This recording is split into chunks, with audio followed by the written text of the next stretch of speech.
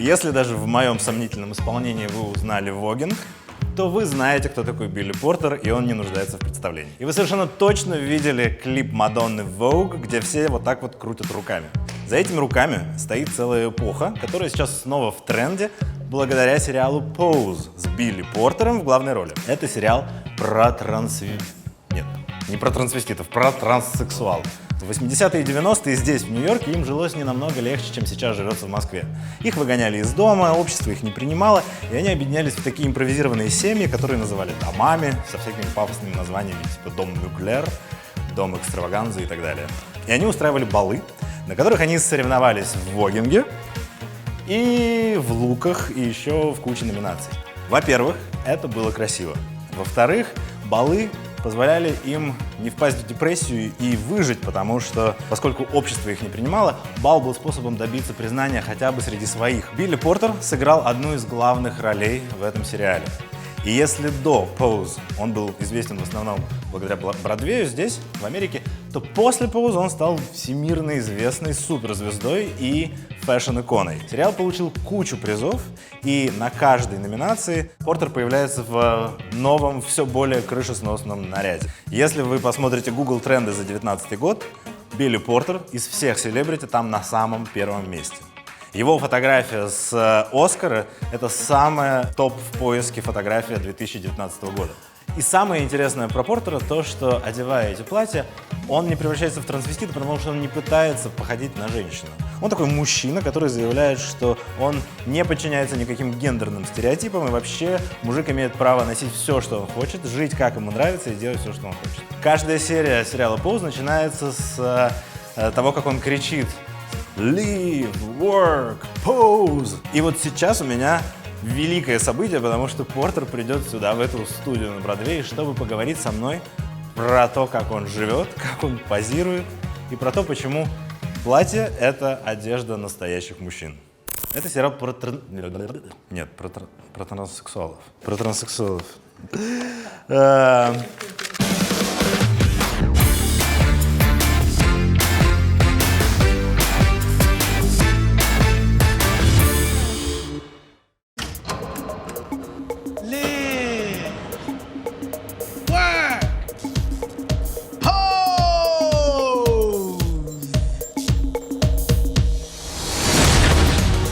Call your first ball. What it was like? What was your describe it? It's everything you see on the show. It's just fascinating. It's everything that you see. You know, whether you're watching Paris is Burning or whether you're watching Pose, it's like a group of people who are dismissed out of pocket from society, invisible, erased, who have found each other and created an entire subculture for themselves, simply to have oxygen to breathe life. Like literally, it's like, well, we gotta do something. And it just, you know, the idea that the culture it's based on creativity, so then has been appropriated and not really given the credit for the appropriation. There are people still all over the world that think Madonna created Vogue. I love Madonna. Please do not cut out what I'm about to say. She has been an advocate for the LGBTQ community. She is one of our heroes, right? No shade. The appropriation of the ballroom culture extends beyond that for 30 years and more. You know, our entire culture uses the vernacular now. Mm-hmm. And don't even know why. I'm not talking just gay people, I'm talking straight white people. I hear them say it. I hear people speaking in the ballroom culture vernacular and they don't know where it came from. House of Gaga, House of Darion, House of, you know, like, the way we move, the way the ladies, the way our pop stars now move, it comes directly from our culture. Appropriation has its upsides and its not so upsides. You know, it's like imitation is the highest form of flattery. Appropriation is the highest form of flattery. However, when the people who you're appropriating from can't eat, don't have no place to live, it's a complicated conversation. Well, it's not the first time in like history, because previously the same was like with jazz music. It's always always appropriation. like that. Yeah, I don't know if you knew, but in Moscow, like younger people who are teenagers, they are voguing now, and I'm they sure do. they Yeah, are. of course. It's amazing. It's an amazing form of art. It's an amazing form of expression. It's amazing, and of course, you know, it's great. It's a beautiful art form. So yeah.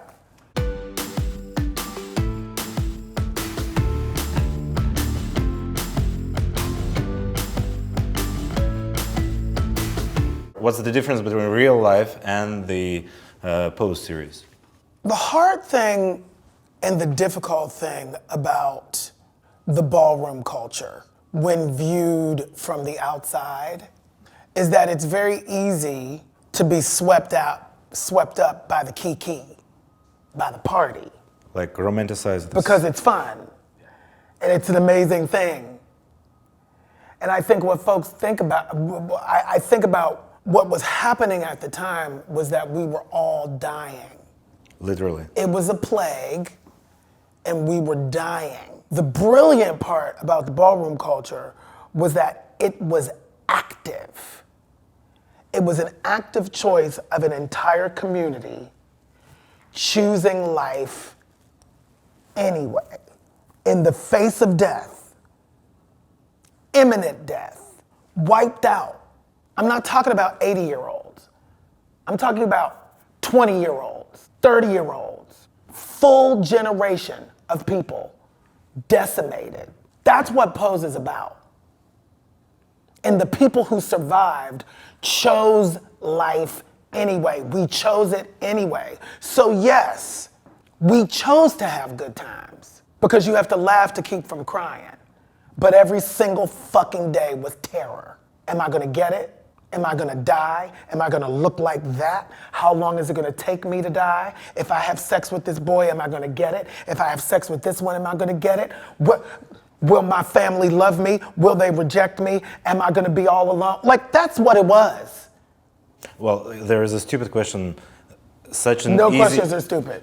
Such an easy thing as like condoms. Yeah.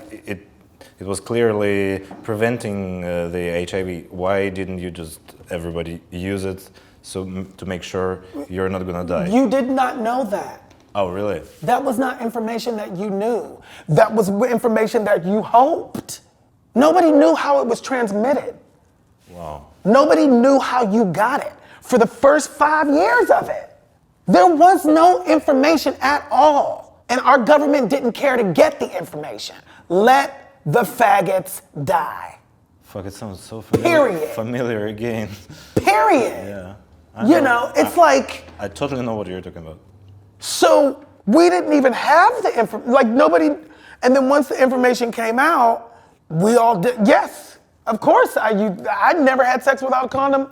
I never had sex without a condom until I got married. Right. 3 years ago. Like, I never had sex without a condom. That was the only thing I knew. Imagine the very thing that is the most life-affirming action, which is to love someone and to sort of make love to someone, can equal your death. Period. And every time you're having sex, it's like Russian roulette.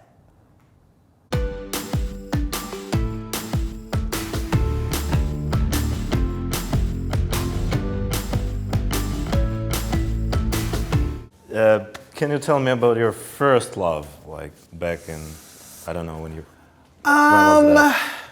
You know, I didn't really have a lot of love early on. You know, because once again, I was too terrified to do so in the middle of this plague thing. It was too, and, you know, surviving childhood trauma and trying to get out of my circumstance and trying to be in show business. And there was just no time. You know, I did have a boyfriend when I was 19 who broke my heart. He was so fine too. It was sweet. He was very sweet. You know, I wasn't ready for it. I didn't have a lot of self-esteem in terms of that. You know, like I was always very good with my talent. Like I had self-esteem about my talent, but I didn't have self-esteem about that side of myself. So what I looked like or, you know. So. You didn't like yourself at that point? No, I was one of those. I was, you know, shy? Not shy, just I wasn't the object of anybody's affection. That wasn't the energy I received. You know, the energy I received early on in my life was always based on my talent. So I could live behind that and then not have to worry about the other one. You know, because there were other people that were prettier than me. There were other people who were sexier than me. There were other people who that kind of energy was thrust upon. It was not thrust upon me. You know, even when I speak about having my first love scene this past year in season 2 of Pose, you know, or my first romantic kiss on season 1 of Pose, episode 8, that's the first romantic kiss I ever had in my career, in anything, ever. Like, I just wasn't, that wasn't the thing. I was not the object of affection in anything. So I just got used to it not being a thing. You know, as I've grown older, I have found a space where I feel more confident in that way, but it's still a, you know, it's still a thing. It's like when Ryan Murphy said you're having a sex scene with a hot boy half your age, it's like I still have only watched it once. Like I can't even, it's still so hard for me to process that, you know? Like the first time I kissed anybody was at 48 years old in my career, not my life. Not in my life, in my stage life, yeah, you know? I see. It's been, I'm still working through that. I'm still, you know, kind of finding what that is. I'm not very comfortable with it, but I'm getting better. I see. Again, about the subculture of balls and families. Those families were for people who are not accepted by their real families, right? Yes. So you were a part of this culture, or you didn't belong to any of houses and you didn't participate in balls? No. I always joke that I was ballroom adjacent because as a black queer man, you know, the only representation that I ever saw of myself in anything was Paris is Burning. When that came out in 1991, we were like, oh my God, like, what is this? I didn't know what it was. It was amazing. I attended balls. I hung out at the clubs. You know, I knew a lot of people who were in the ballroom culture, but I was on Broadway. I was doing 8 shows a week. You know, I was working in a different space, you know, that I could dip into, but I had to go to work. You know, I had a job. So you were busy, and this is the main reason why you didn't participate in the balls as like a real participant. I was working. But I knew a lot of people, and I knew the world, and yeah.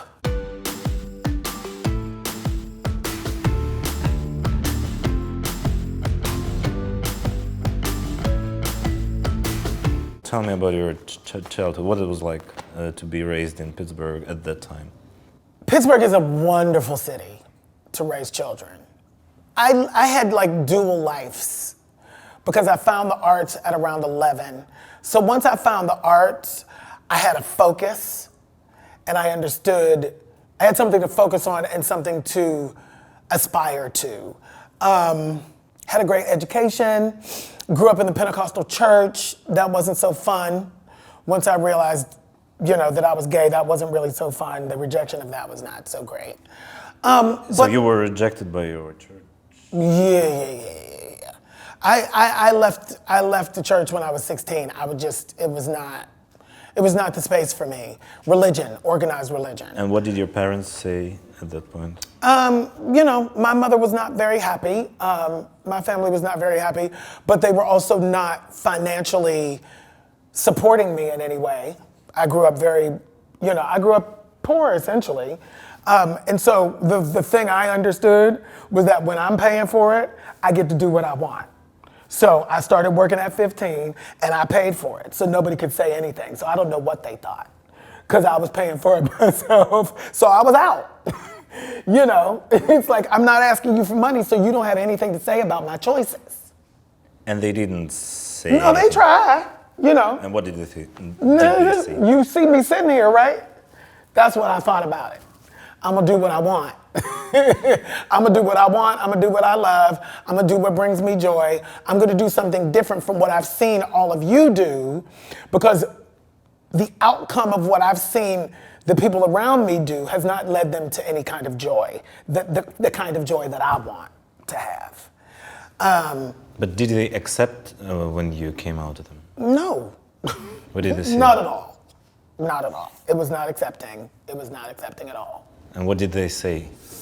All the stuff that everybody says. You're going to hell, you're an abomination, all the Bible stuff. It was very Bible-y.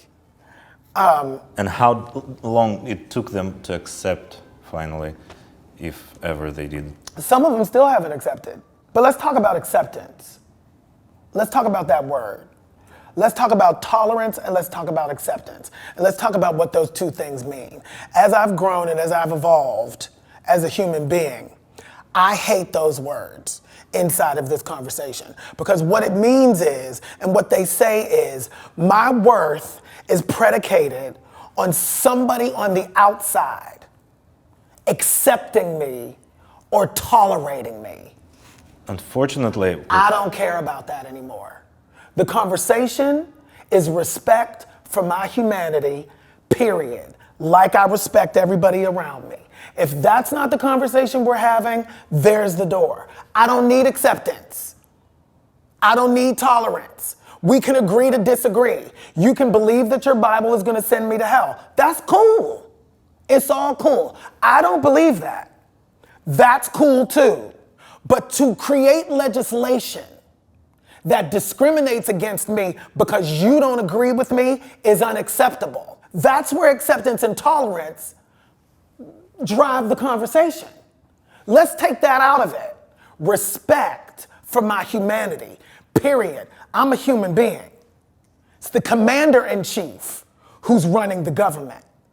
Commander-in-chief, not pastor-in-chief. This is not church.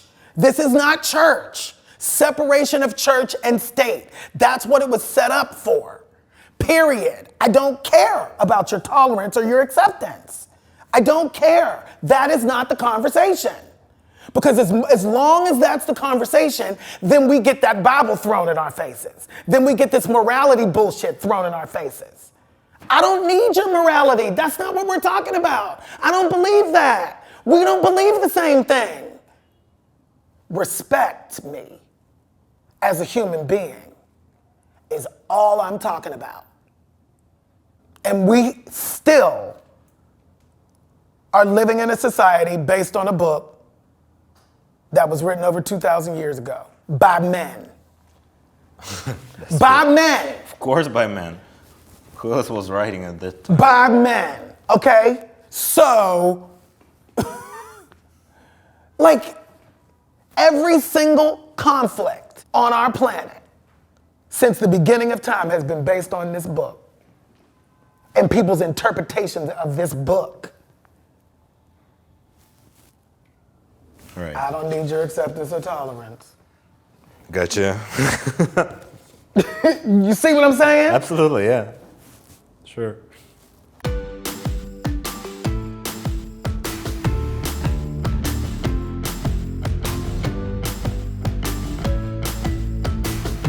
how the series changed your life, and how dramatically.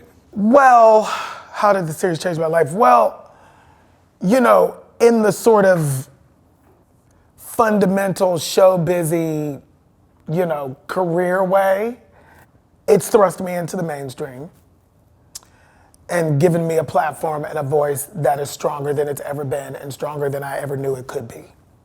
Personally, being on this show has really educated me. In terms of? Trans people, period. The trans conversation. As an ally, I didn't understand how to be an ally. I didn't understand what that was. I thought I was an ally. Of course, I want to be an ally, but I had no idea what that looked like or what that meant. And I think that's what the power of art can do. When it's in its purest form, it entertains and educates. Of course. Simultaneously. Yeah. It's not of course, because a lot of people forget that's what it's for. A lot of people forget. You know, there's a conversation that goes on all the time over here. You're a singer, shut up and sing. You're an actor, shut up and act. Fuck that. Well, so it's not of course. You know, it is, we have to continue to remind, as artists, we have to continue. We have always been at the forefront of change. You know, we as artists have always been at the forefront of change. So no, I won't shut up. No, I won't be silent. If not now, when? If not now, when? Absolutely. Like, that's what activism is. When you have the platform, you sacrifice your platform for what you believe in. You stand for something inside of having everything, otherwise it doesn't matter. Right? Absolutely. I was having a conversation with a football fan about Colin Kaepernick. Mm-hmm. Well, that's just not the time or the space. That's not that. Then when? If he's not going to take a knee for what he believes in at the height of his popularity, when everybody's watching to be effective, then what are we doing? What is it? Anybody can be an activist on the internet. Facebook is not activism. Your comments on Instagram is not activism. You're not sacrificing nothing. Until you sacrifice something, you're not activist. You're not. It's not activism. You know, y'all know how to get me riled up. I'm gonna calm down now. It's just, you know, and when I said that to the person, it's like, oh, right. And what did he respond? Yeah, she was like, oh, right, you're right. It's like, we forget. We forget. You know, civil rights happened, a couple laws were passed, we got a black president. Racism is over.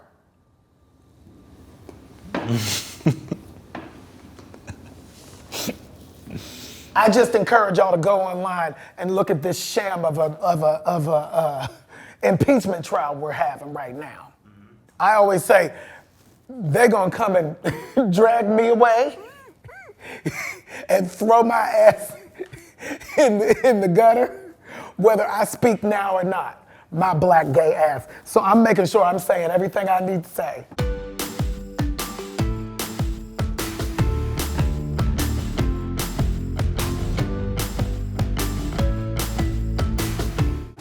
Speaking about your black gay you. You can say ass, I said it. Ass. So, yeah. I have some of your pictures here. You got some photos? Of course. Some fashion photos? Of course. Everybody wants to talk about the fashion thing. Don't tell you don't like it. No, I love the fashions. I love the fashions. So, yeah, this one from the Critics' Choice. Yes. The latest. That's the latest. Tell me about it. What's exactly it? Because once you mentioned that it's like pants. It's a pantsuit. It's a pantsuit. Yes, there's a split right there. It's voluminous, so you can't see the pants. And Hogan McLaughlin, who is the designer, I said in the fitting, I was like, you need to pull the strap up here a little bit so that there's a space here so that people can realize that they're pants. He didn't do that. It's all good, it's still fierce. But I wanted to, but when we were doing the fittings, because the designer lives in Chicago and I've been traveling a lot, so he we're the same size, so he put it on and sent us a photo, and he's fully tatted. And I thought, when I'm playing with this gender thing, it's all about the masculine and the feminine. For me, that's what it's about. So I thought, I want to do the tattoo thing. And then so we started looking for, temporary tattoos, and the butterflies came up. And then my husband was like, well, the butterfly is the symbol for transgender. Once again, I didn't know that. That's what I mean. Like, every day I'm learning something new. I had no idea that the butterfly was the symbol for transgender. I'm so embarrassed. But I get, you learn, we know better, we do better. So that's what the butterflies were for. As I was from caterpillar to the butterfly. Yes, they come into the world as one thing, and then they transform, and out is a beautiful, free butterfly. Yeah. Isn't it a beautiful metaphor? Absolutely. It's a beautiful metaphor, yes. And it seemed like once you hear it, you're like, well, duh. Yeah, but I didn't know. By the way, can you recall in your life, you're not transgender at all, but was there any point in your life that was feeling same liberating as like this, when you just turn to something new, to some new level? Yeah, right now. I made the choice for authenticity no matter what 20 years ago. Probably about 10 years ago, it started to I started to see what that transformation meant inside of my career. From Kinky Boots, it's like Kinky Boots was the real, Angels in America, doing the first revival of that, playing the one character, Belize, in that piece that I had seen in my life that felt like me. Seeing that one character reflected back at me early on in the 90s. So to be a part of that was the beginning of the transition. And this last 10 years has been that for me, really. And more I lean into it. The more and more I lean into it, the character of Lola in Kinky Boots is actually what I'm doing right now. Sort of in this gender bendy, wearing whatever kind of clothes I want to wear. That's the character of Lola in Kinky Boots. It didn't even occur to me that I was that in real life. It didn't even occur to me. That was a character. I played that character. It was 2 years after I finished doing that part that I realized, oh wait, I might want to wear dresses sometimes too myself.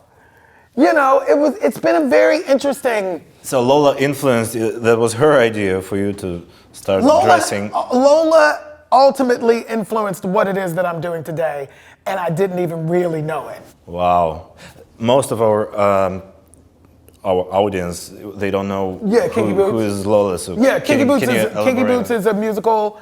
Cyndi Lauper wrote it. It ran on Broadway for 6 years. I won the Tony and the Grammy for it. Google her.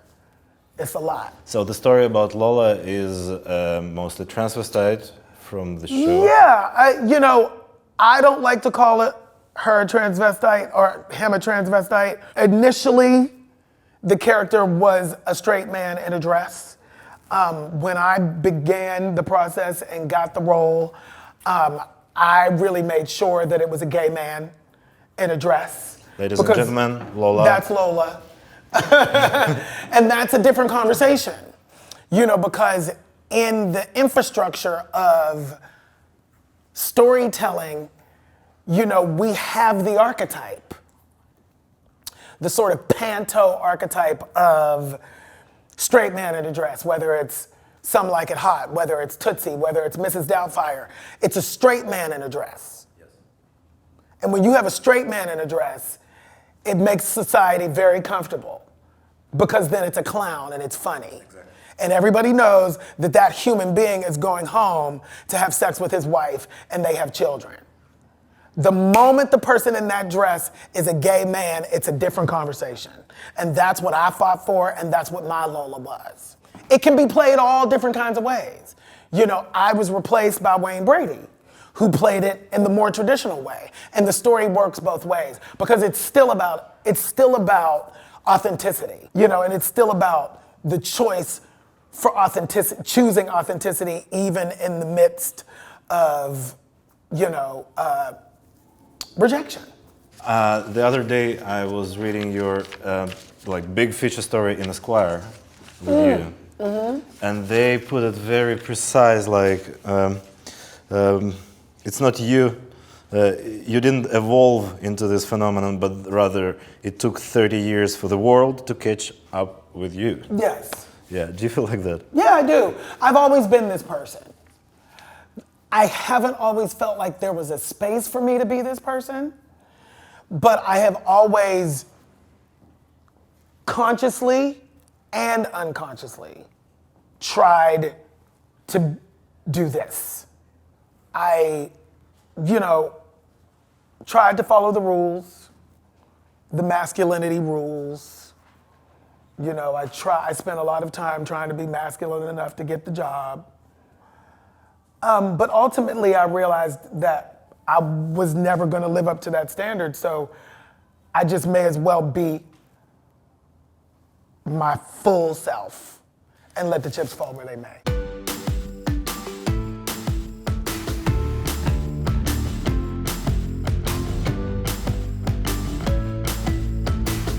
%99 of actors and directors in film industry and theater, they're totally in the closet back in my country.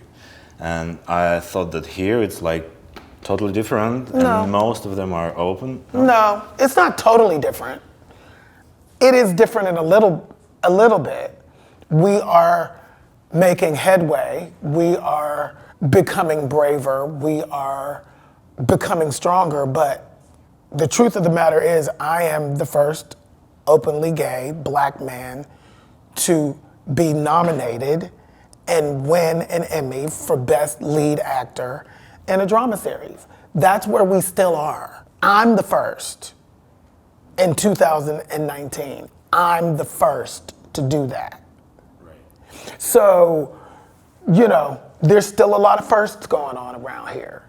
So let's not get ahead of ourselves. There is growth, there is movement, things have changed.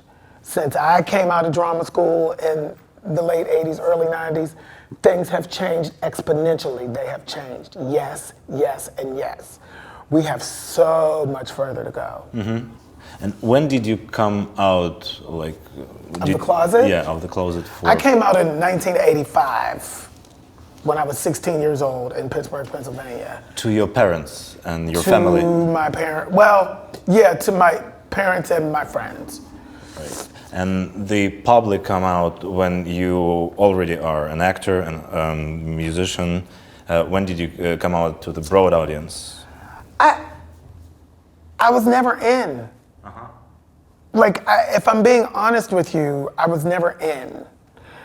I was not the kind of person, I am not the kind of person that was interested, let me rephrase that. Sure. For work, I was interested in trying to be masculine enough so that I could get a job. In the very beginning of your career, when you were already open, did it affect your career? Was it at some point the moment when you were refused because of your sexual orientation? Yes. Yes. You want to know how? Yes, of course. It's hard to quantify that because it's not politically correct to say that. So I know that that's what it was, but there's nobody brave enough in the business who was there who will say those words out loud. So it's hard to quantify it. You know, but to be in the R&B music industry and to be the kind of singer that I am and to go back to that first album that I made on A&M Records and to live through what I lived through for the decade that I was in the music industry, I know without a doubt it's because I was a faggot and I was dismissed, period, out of pocket.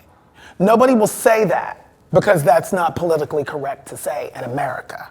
I just wish that call it what it is so that we can learn from it and we can grow from it. That's the problem with over here, is that we don't like to call the thing the thing. We like to act as if it's something else. So then we can never get to the root of it and it can never be fixed because you're actually not calling it what it is. Say what it is. Like homophobia.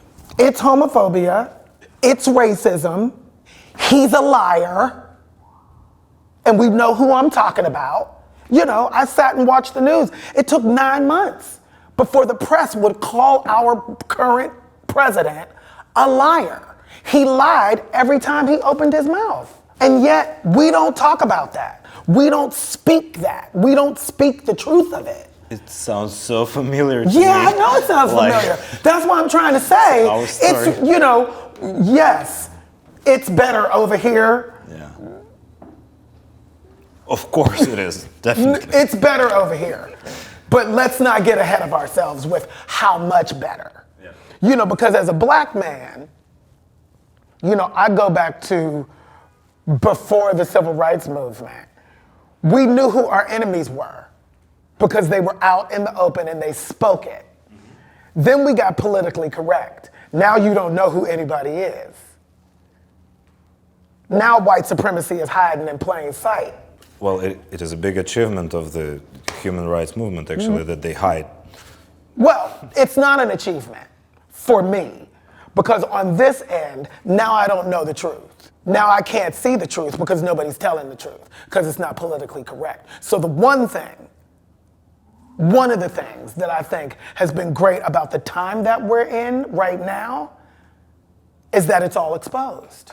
Everybody's gone back to being exposed. Everybody's gone back to saying actually what the fuck they mean, for real. I see where you stand now. You're a racist. It's all good, but now you don't hide it anymore because the racism and the supremacy has been given power by the people who are now in positions of power. So now we see it. And now we see it clearly. Do you face it a lot, current time? Yeah. Really? Yeah, every day. Wow. Every day, all day. There's not a space that I don't feel. There's not a space. I don't feel safe anywhere about anything anymore. You know, I just don't. It could pop off anywhere. Like, can you give me an example of the racism? I'm a black man married to a white man walking down the streets of New York. If I'm holding his hand, it's possible to be harassed for that. Wow. Even here in Manhattan? Even here in Manhattan, in New York City. Let's not get it twisted. Even here. Tell me about your husband. How did you meet? So I met my husband in 2009. We had a mutual friend from Los Angeles. He had been living in Los Angeles and had moved here. And this friend had a dinner, and we met at a dinner. I was cruising him when he came up the street. He was coming up the street, and I was sort of cruising him because he's tall and handsome. And then he sort of stopped in front of the restaurant. And then I realized he was with the same group as me. So, you know, I saddled up beside him, made sure I was sitting next to him. And we dated for a year, then we broke up for 5, and then got back together about 5 years ago. And got married 3 years ago. We just had our anniversary last Tuesday. Congratulations. Yes, thank you. You know, I have chosen in my career with my fashion activism to challenge the gender norms. Yeah. You know, vis-a-vis wearing feminine clothing sometimes, wearing dresses, wearing blah, blah, blah, whatever, you know, gender bendy, whatever it is. You have no idea the vitriol that people hide behind on these internet, whatever, these sites and stuff. You know, the attacks, the threats, you know, simply because I chose to wear a dress. Like, that's where we still are. Yeah, but come on, did you expect that nobody will write a hater's comment while No, you're I didn't expect that. I'm just saying. It's like obvious. No, I'm not. Of course I expected it. I'm just saying. That's where we still are. Let's not. But since you receive all those Accolades. since you receive all the prizes and all the everything you have, Accolades. it means thank you. The Sorry. accolades, darling, the accolades. That means you won, right? Well, yeah, it does. Already, you're the Correct. winner, not those who Correct. write those. Yeah. Correct. But as the conversation continues, I have to be at the center of it. And it's time for me to, and I have to continue to move the narrative forward. I have to continue to have these conversations in this forum so that we're actually talking about it in an intelligent way. Once you've mentioned that you never imagined that success that you could even receive in the future. So it's really important to first imagine something to achieve it at some point. This is exactly why we're here, because I want the Russian audience to have even an idea of how things can be. Speak life. You must speak life into yourself. You know, law of attraction, whatever it is that you want. There are many different versions of it. I've always seen it. Whatever it is, I've always seen it, but I have to be honest. I've always had big dreams, you know. They were always based on and springboarded off of something that I had already seen, i.e., I gotta be straight to achieve it.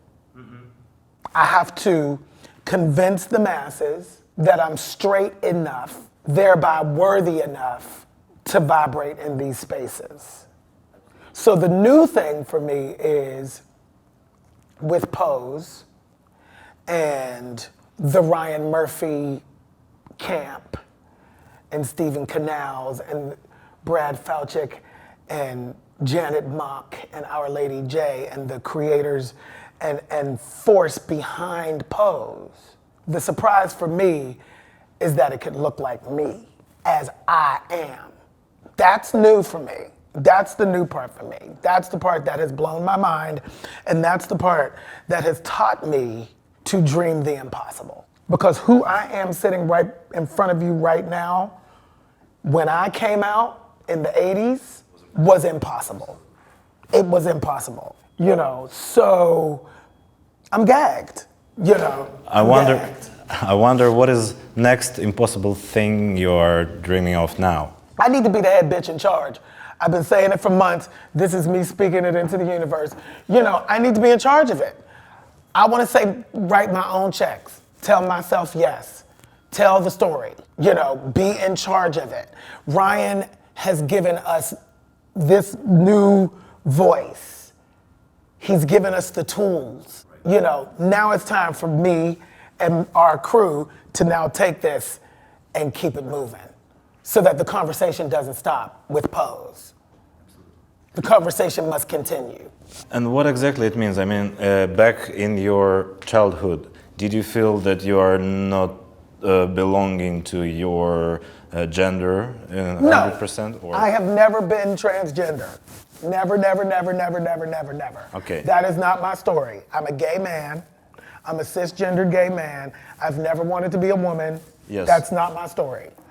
But on the other hand, you felt that the standards of masculinity are not necessarily 100% for you, right? No, they're not. I just couldn't. I, for example, could not play sports. Like, that's the easiest example of what I mean. You know, going to gym class, and that was the standard. If you were a boy, you went to gym class and you excelled. If you didn't excel in gym, you were made fun of. If you didn't play sports, you were made fun of. If you played an instrument and were into the arts, you were made fun of. You were beat up. You were bullied for that. Because there's a patriarchy and a standard that boys do sports, girls do everything else. Oh yeah, I know. You know. Have you ever been bullied? Yeah, I was bullied. I'm still bullied. No way. That's what I'm talking about. Online, now it's online. Okay. Now the bullying has moved to online. So, sometimes I'll come across something and it's like, wow, okay. Like that's some shit somebody would have said to me when I was in the 5th grade. It's not the first time I've heard that. It's not the first time I've heard go home faggot or, you should die faggot. Like, it's not the first time I've heard that. Such a fresh idea. Yeah. So when was that point when you decided not to obey those gender standards in your life? Was it like in school? Because it's really hard in school, right? It's like I tried to obey them, like I keep saying, to work. Like drama school. They tried to beat the gay out of me. They tried to beat the sissy out of me. And in their defense, what else was there? It was 1987. There were 3 archetypes for black men to play in show business, period. James Earl Jones, the patriarch, Denzel Washington, the sex symbol, and Eddie Murphy, the genius clown. That was it. And they were all straight. Some of them violently so. So, you go to drama school, they want you to work. So they're trying to teach me how to be in a position where I can work. It wasn't malicious for the most part. It wasn't like they were just going, well, you're gonna have to butch up if you wanna work. It's like, I extracted myself from that race. And now that's no longer the only type. And I feel like I'm a part of creating a new archetype. I create something new. I'm a different archetype. I'm a different African-American black male archetype in show business now. How exactly can you describe this archetype, like in adjectives? Queer. Out and queer. I mean, the gowns you wear at those ceremonies. But yes. They're not necessarily gowns. It's like always a mix of masculine and feminine. And the feminine, yeah. Yeah. What do you mean by that? Why do you mix it? Why it's not just a classic gown? What's an idea? Because I think that the conversation of masculine and feminine has been placed on us by a patriarchal society. So while women wearing pants for a time was a problem, the big one, everybody got over it because pants are equated with strength. Pants are equated with power. The power suit. I just saw somebody talk about that on television the other day. Women in power suits.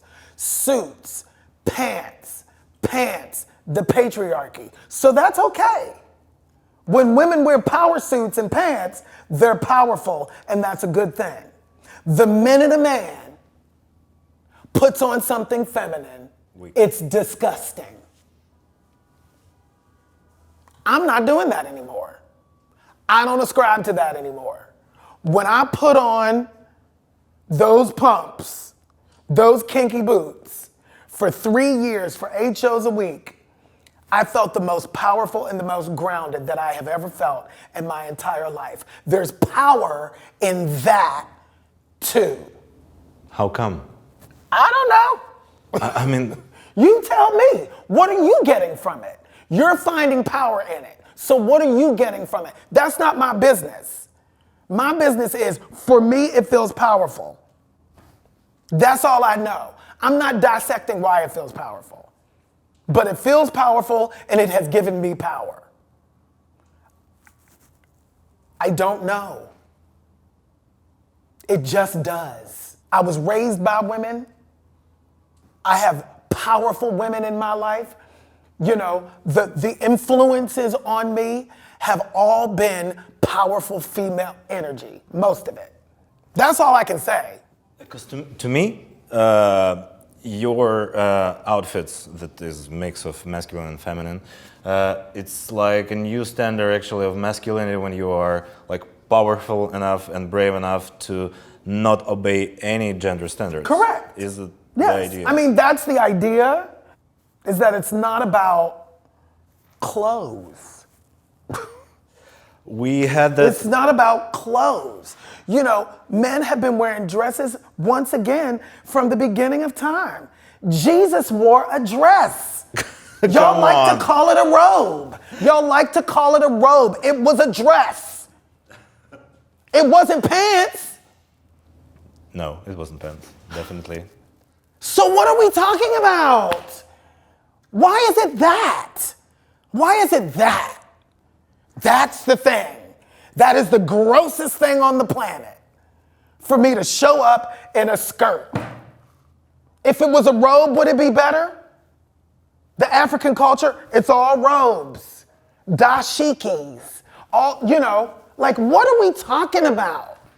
You know, but when it's couture, when it looks like a ball gown, now there's a problem.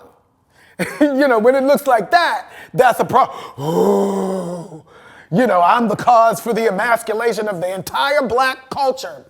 You know, that's the bullying I'm getting from online. That's the problem.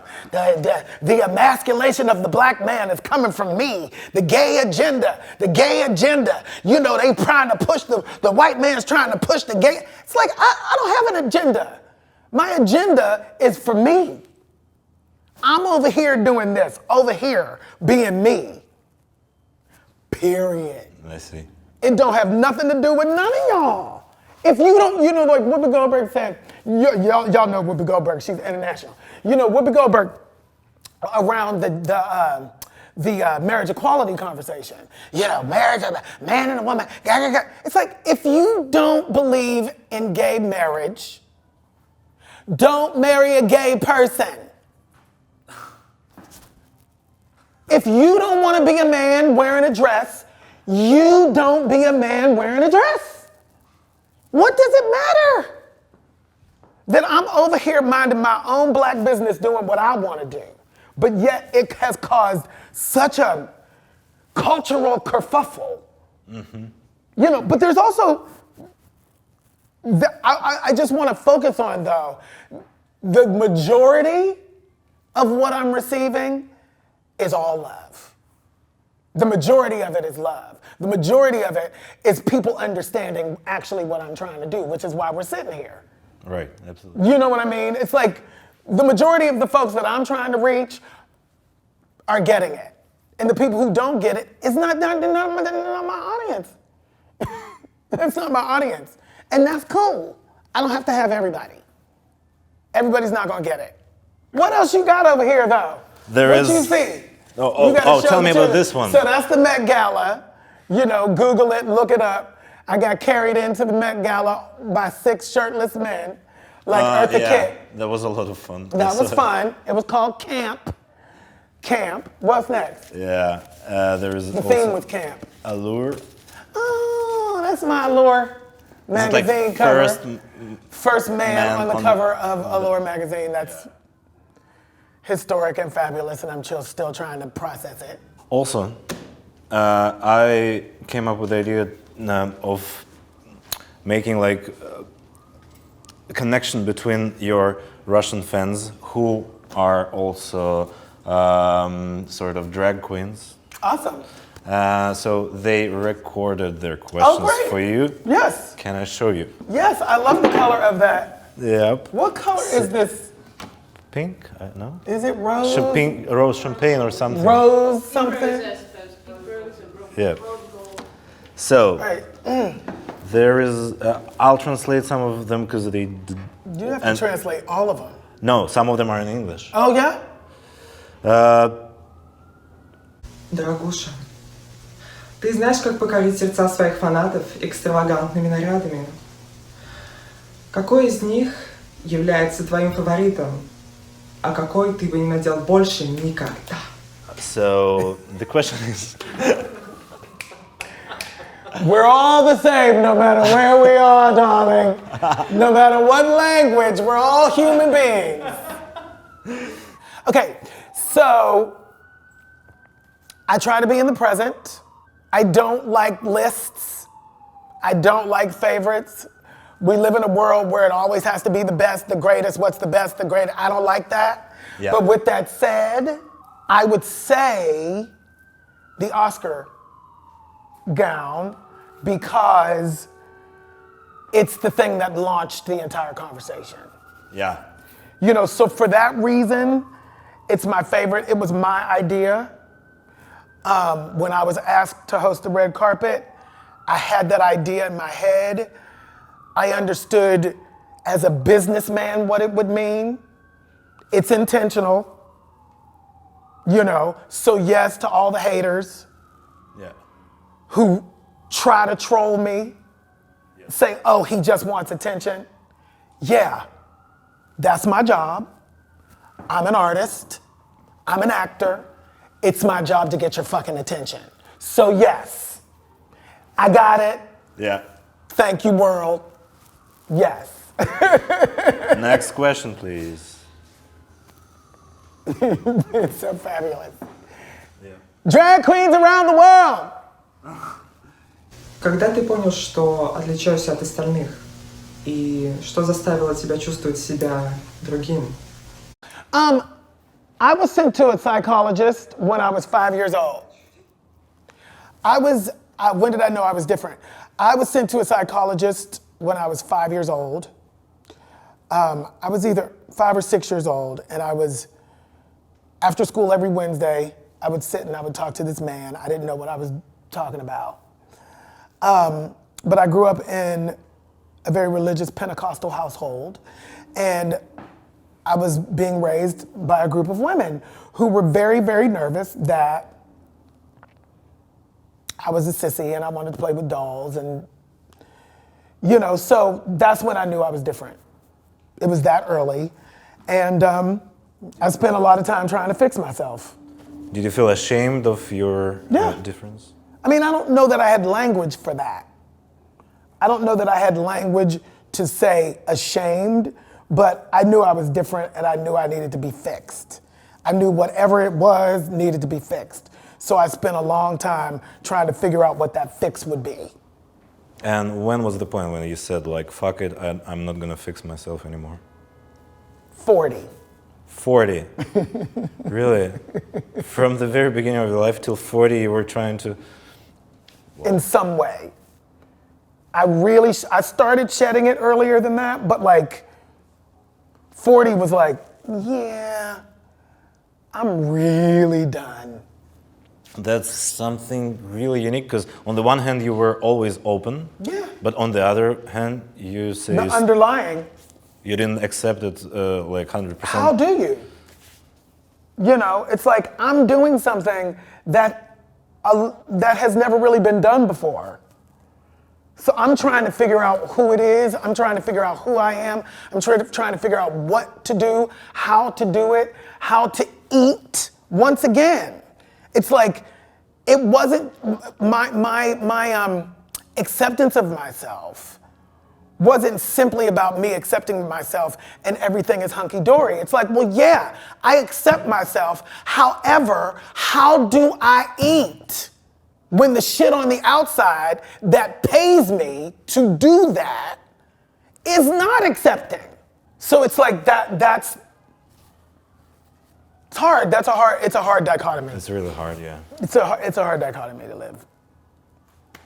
Okay, there's the next one. Откуда у вас такое замечательное чувство стиля? И кто ваши любимые фэшн-иконы? Спасибо. What does my sense of fashion come from? My family, the black church. You know, the black church, for those of you in Russia who don't know, the black church is a fashion show.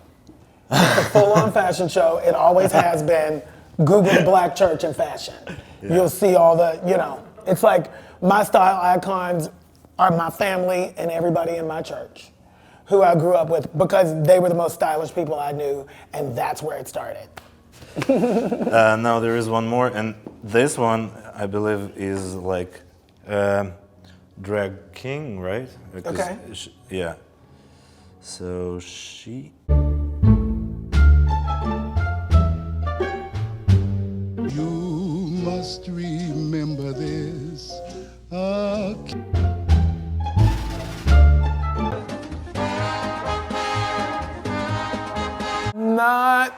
gonna answer that. Once again, that's that list thing. It does not have to be either or. Where do you feel more It's comfortable? everything. There I feel or- comfortable in all of it. I've worked hard to feel comfortable in all of it. You know, like it's not a competition. Right. Now, I like the paycheck in film and television a lot better. You know, but they all have their thing. Like it's a different thing. It's a totally different animal. At this moment in my life, I'm enjoying doing film and television more in this moment. You know, but like, I did 30 years of 8 shows a week in the theater on Broadway. It's changed my life. It saved my life. The theater saved my life. You know, so all of it. Where do you spend more time now, here or there? It's back and forth right now. It's all over the place right now. I'm trying to find some balance, and I might be able to answer that question It's a gonna be little bit more exhausting. in a year. I'm tired. I'm exhausted. In the greatest way. The greatest way. So you work on the book right now? I'm working on a memoir right now, yep. And what else? Music. What are you? I'm doing some music. I'm going back into the mainstream music industry. I had a single called Love Yourself that went #1 to the on top of the Billboard dance charts. This past year, I'm getting ready to drop another single in February. I'm doing a couple of movies, going back to season 3 of Pose. I'm gonna be playing the fairy godmother in the new Cinderella. So I'm excited about that. I have a couple of other things in the pipeline. I'm writing and creating my own projects. You know, like I said, it's time to be the head bitch in charge, honey. CEO. How long is your work day regularly? Long. Always long. But you know, I come from an old school. I have an old school work ethic. Okay, let me put it this way. How many hours do you sleep? I try to get 6 to 8. I try to get 6 to 8 as much as I can. Sometimes I can. Sometimes daddy needs a little help. So I really appreciate that you spend so much time with me now. Yes. It's really important for My us. pleasure. Thank you. My Thank pleasure. you so very much. Oh. Thanks. Thank you, guys. Make you sign this for me? Yeah. It's nothing. Miss Lola. Yes. This is my favorite Lola. Gorgeous. Lola shot. А меня с ним кто-нибудь сфотографировал вообще? Нет, блядь, давайте быстрее, потому что они уходят. Thank you very much. So when I come to Moscow, we're gonna hang out. We're gonna make sure I don't get lynched one day. Oh my God, don't say that. Thank you. See you soon. Okay. Yeah.